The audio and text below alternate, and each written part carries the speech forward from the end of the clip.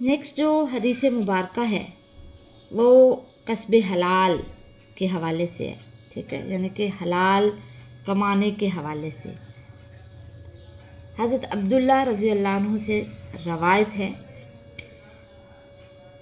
کہ رسول اللہ صلی اللہ علیہ وآلہ وسلم نے فرمایا کہ رزق حلال کمانا یعنی کہ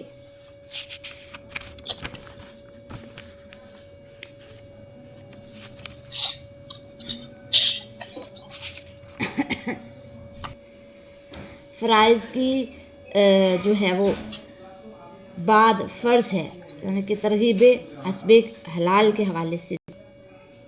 اب رزق حلال کے مختلف جو چیزیں ہیں ہم ان کا قرآن اور حدیث سے جو ہے وہ استدلال کرتے ہیں کہ اللہ تبارک و تعالیٰ نے کسب حلال کے حوالے سے کیا چیزیں بیان فرمائی ہیں۔ سب سے پہلی جو چیز ہے، اس حدیث کے روح سے نبی علیہ الصلاۃ والسلام جو ہے وہ کسب حلال پر جو ہے وہ پرزور دیا ہے۔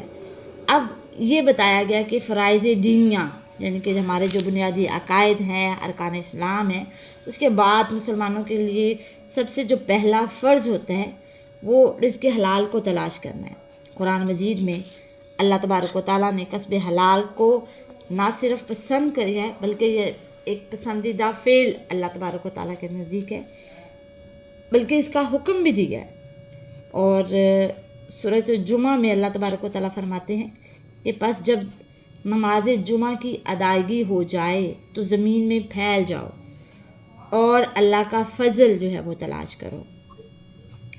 سورۃ زخرف کی آیت نمبر 32 میں بھی اللہ رب العزت فرماتے ہیں کہ ہم نے لوگوں کو روزیوں کو دنیا کی زندگی میں تقسیم کر دیا۔ اس کے بعد فرمایا دنیا سے اپنا حصہ لینا مت بھول، یعنی انسان کو رزق حلال کی تلاش میں کوشاں رہنا چاہیے۔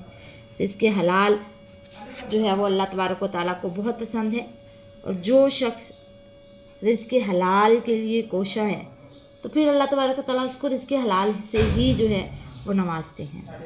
پھر اللہ رب العزت کے نبی علیہ الصلاۃ والسلام نے اسلام کے حوالے سے جب ہم بات کرتے ہیں تو اسلام میں یہ واحد حکم ہے جو عام مسلمانوں، عام لوگوں اور انبیاء کرام کو الگ الگ نوعیت کے حوالے سے دیا گیا، جیسے کہ سورۃ البقرہ میں عام لوگوں اور ایمان والوں کے حوالے سے اللہ رب العزت فرماتے ہیں یا ایھا الناس کلوا مما فی الارض حلالا طیبا، زمین میں حلال اور پاکیزہ رزق کھاؤ۔ ایمان والوں سے بھی اللہ تبارک و تعالیٰ نے یوں خطاب کیا سورۃ البقرہ میں ہی، یا ایھا الذین آمنوا کلوا من طیبات ما رزقناکم واشکروا للہ، اے ایمان والو جو کچھ ہم نے تمہیں پاکیزہ چیزیں دی ہیں وہی کھاؤ اور اللہ کا شکر ادا کرتے رہو۔ اسی طرح سورۃ المومنون میں اللہ رب العزت جو ہیں انبیاء سے فرماتے ہیں اے رسولو پاکیزہ چیزوں سے کھاؤ۔ حدیث مبارکہ میں بھی اللہ تبارک و تعالیٰ نے جو ہے وہ محنت سے کمانے والا جو انسان ہے اس کو اللہ تبارک و تعالیٰ نے اپنا دوست قرار دیا ہے۔ ایک اور حدیث مبارکہ ہے جس میں اللہ تبارک و تعالیٰ کے نبی علیہ الصلاۃ والسلام فرماتے ہیں کہ سب سے افضل کھانا وہ ہے جو کسی نے اپنے ہاتھ سے کمایا۔ حضرت داؤد اپنے ہاتھ سے کما کر کھایا کرتے تھے۔ اب رزق حرام جو ہے اس حوالے سے جو ہے وہ دین اسلام نے کیا بیان فرمایا ہے کہ اسلام نے جہاں رزق حلال کے حصول کی ترغیب دی وہیں رزق حرام کی جو ہے مذمت بھی کی۔ قرآن کریم میں رزق حرام کو خبیث کے لفظ سے تعبیر کیا گیا ہے، ٹھیک ہے۔ اور سورۃ مائدہ میں اللہ رب العزت فرماتے ہیں کہ آپ فرما دیجئے کہ خبیث اور پاکیزہ چیزیں برابر نہیں ہو سکتی۔ کسب حلال محض ایک حکم نہیں بلکہ اس کا تعلق عبادات کی قبولیت، اللہ تعالیٰ سے تعلق اور معاشرتی امن و سکون اور فلاح و بہبود سے بھی ہے۔ حضرت سعد بن ابی وقاص نے بارگاہ رسالت صلی اللہ علیہ وآلہ وسلم نے عرض کی دعا فرمائیے کہ اللہ تعالیٰ میری دعا قبول فرمائے۔ آپ صلی اللہ علیہ وآلہ وسلم نے فرمایا حلال کا لقمہ کھاؤ، دعا خود بخود قبول ہو جائے گی۔ یعنی کہ جس شخص کے جسم میں ایک ذرہ بھی حرام کا لقمہ ہوگا تو اس کی دعا قبول نہیں ہوگی، اور یہ اس حدیث مبارکہ سے جو ہے وہ ثابت ہے۔ پھر کسب حلال کے بہت سارے فائدے ہیں۔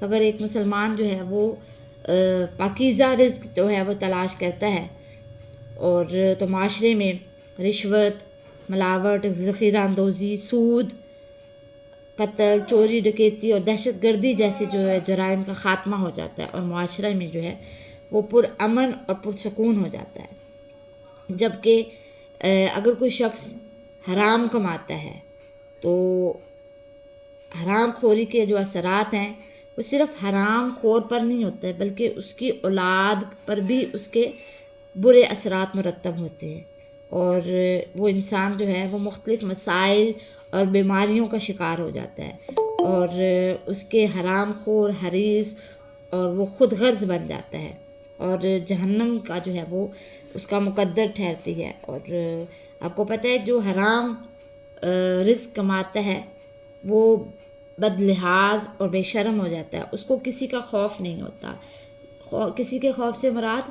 اللہ رب العزت کا خوف، ٹھیک ہے؟ اور پھر اسے نہ تو رشتوں کی پاسداری کا پتہ ہوتا ہے، نہ دین کا، اور نہ ہی آخرت کی اس کو کوئی فکر ہوتی ہے۔